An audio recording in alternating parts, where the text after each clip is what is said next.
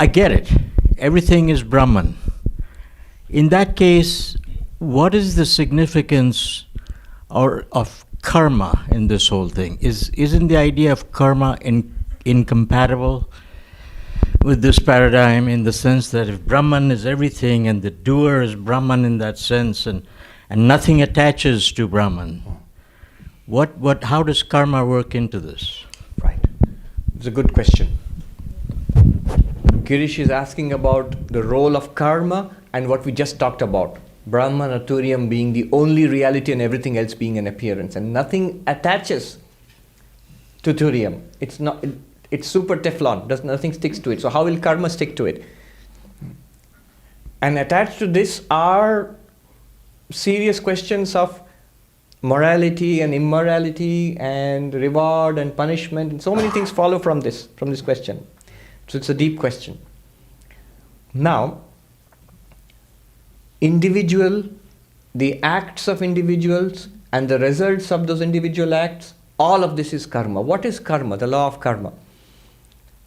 The law of karma is action has its results. Actions have consequences. Good action, dharma, results in what is called punya, merit. And that punya gives a result, sukha, happiness. Bad action, what we might consider evil action, consciously done, when one is consciously naughty. So, adharma, that results in what is called papa or demerit. And the result of that papa is dukkham. So, this is the law of dharma, of karma. Dharma, punya, sukha. Good action, moral action, ethical action, results in merit, results in happiness. Adharma, papa, dukkham. Evil action, immoral action, unethical action, consciously done, generates what might be translated as sin, demerit. And the result of that will be unhappiness. This is the law of karma. And who owns this karma? The agent, the person who feels, I did it. I am the doer. Who is this person? In our present context of Turiyam and the three aspects of the self, it's the waker. Right now, the waker. However much we may do philosophy, if I do something nice, I feel good. If I do something naughty, afterwards I feel guilty. So I own the action and I seem to get the results.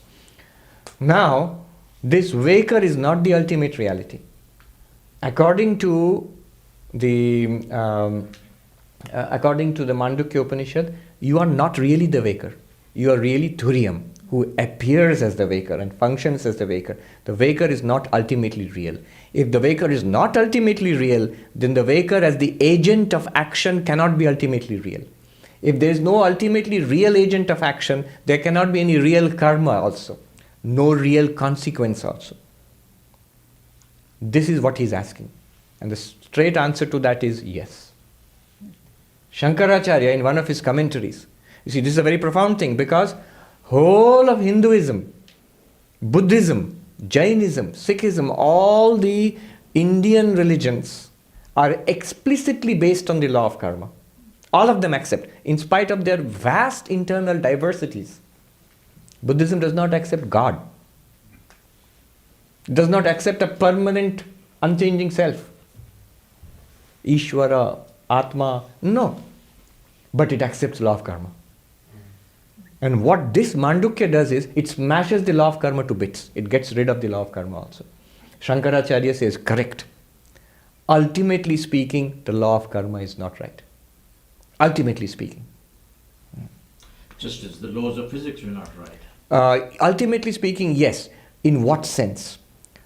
What Advaita does is, it divides reality into three tiers, three levels of reality. There is the ultimate reality, which it calls Paramarthika, the absolute reality.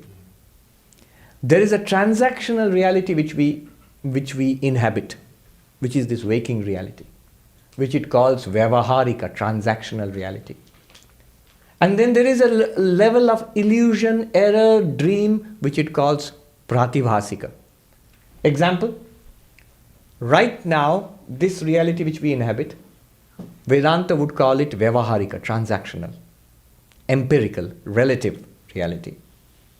The dreams which we have, the snake which we see by mistake on a rope, the water which we see by mistake in a desert, in mirage, illusions, or the dreams, they are called pratibhasika, illusory.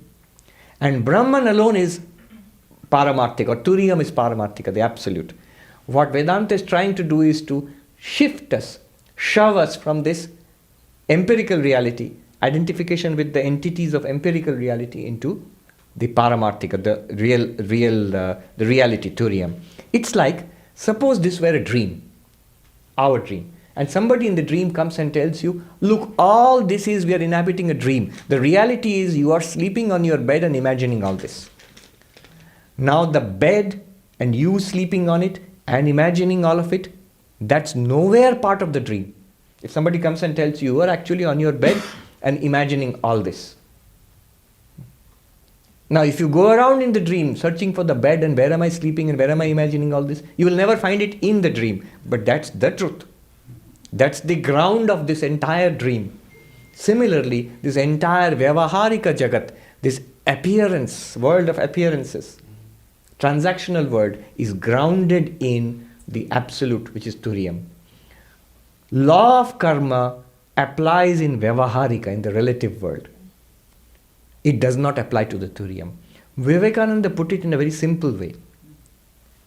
Good, good, bad, bad, and none escape the law. Law of karma, moral action, you get good results, happiness. Immoral action, get bad results, unhappiness. And none escape the law, he says. Then, but whosoever wears a form wears the chain too. Wears a form means whoever is identified with a body and mind, this body and mind, is also identified with the chain which is tied to this body and mind. What is the chain? It's the chain of past karma. The load of our past deeds and misdeeds is upon us, though we know it not. It's continuously giving results in the form of our pleasant and unpleasant experiences through our days and months and years. So that is the chain which we are tied to. Now what does Mandukya say and what does Vivekananda say? Next line. But far beyond name and form, body and mind, far beyond name and form, is Atman ever free, or in our language, is Turiyam ever free. No, thou art that sannyasi bold. Say Om Tat Sat Om. In our language, far beyond, that means right here, and yet transcending it, like the waking transcends the dream, the paramarthika, the absolute transcends the relative. Is Turiyam ever free?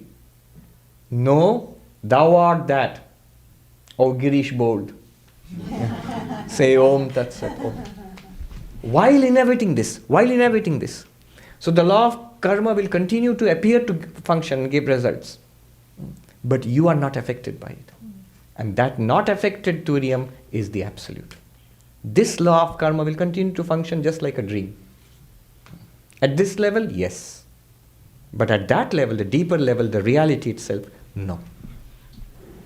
A follow-on thing, Yes. which is that so karma exists at the waking level, if you would. Yes. And so do the laws of physics. And so to the enlightened man, if you would, or person, the laws of physics wouldn't apply.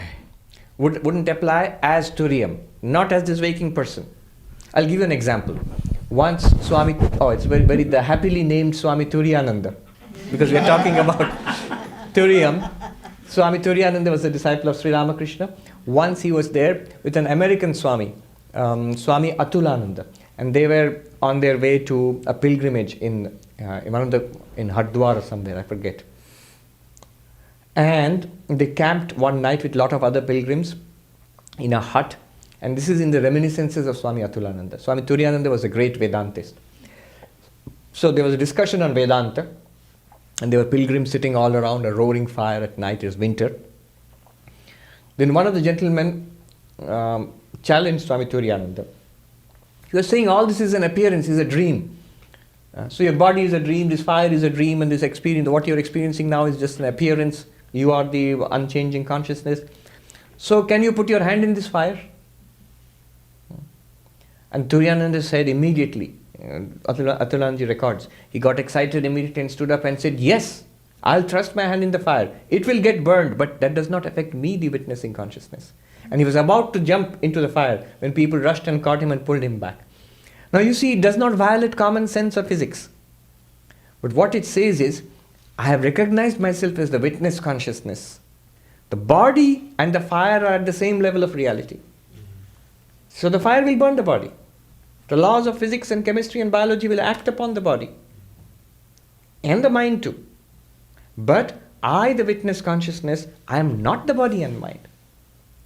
It's as simple as that. Somebody asked, I think it just yesterday Bill pointed out, a famous story about Dr. Johnson, Samuel Johnson, I think, and Bishop Berkeley, who was the subjective idealist, who said everything, that's different from Vedanta, but it's still, he said everything is in the mind. The world exists because I experience it. And then Samuel Johnson, he says, I refute it thus, and he kicked a rock. See, there's a resistance, it bounces, it hurts my foot. So this is real, how is it in my mind? But don't you think the same thing would happen if you do it in a dream? In a dream, which is entirely in your mind, if you go and kick a rock in Central Park, will the dream rock not hurt your dream foot? It will. You might even utter a dream ouch. That does not make the dream rock any more real. At the same level, they act on each other. But the great discovery of Shankaracharya, what the great insight is, that which is at a lower level of reality does not affect the higher level of reality. So, whatever happens in the dream, Janaka lost his kingdom, was wounded, humiliated, frustrated, in despair. In the dream, when he wakes up, none of it has affected him. I mean, still, his heart may pound a little bit, but he will say, oh, it didn't happen. Of course, philosopher, yes, satya, wo sach. But the dream did not affect his waking. All the things which went on in the dream had no effect on the waking, because the waking is a higher level of reality than the dream.